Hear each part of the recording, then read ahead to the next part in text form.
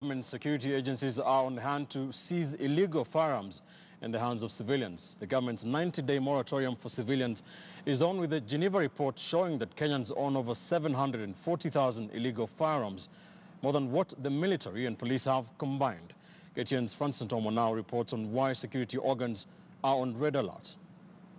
The report by Geneva-based small arms surveys sent shockwaves within Kenyan security systems. Released mid this year, the report indicated that Kenya was tearing at a real security situation. The survey showing that civilians own more guns than what the boys in blue and the military put together have. The report showed that out of the 750,000 private firearms, only slightly more than 8,000 are actually registered, essentially to mean that 99% of private firearms are held illegally.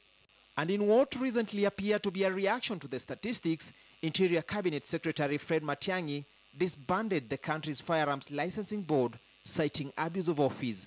Charles Mongera Mukindia replacing Major General retired Charles Monzia, a former director of the military intelligence, as chair of the board. The 90-day moratorium kicked off a week ago, and today focus was on Eastlands here in Nairobi, one of Kenya's deadliest crime zones. Security teams converged here to make an appeal.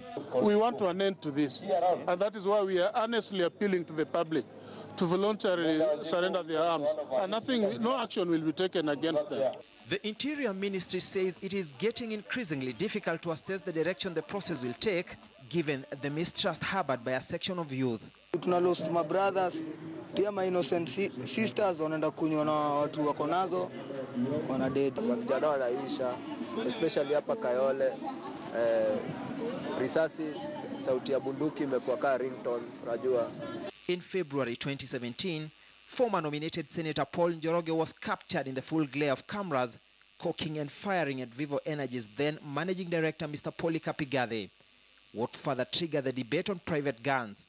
Matiang'i wants a proper audit made on firearms held by civilians and even the Kenya Police Reserve to tame the country's apparent unchecked appetite for firearms. It has only been a week since the amnesty window was opened countrywide, and already authorities here are citing positive responses.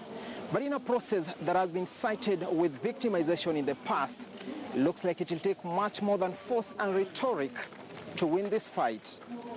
Francis Ntomo, KTN News, Kayole, Nairobi.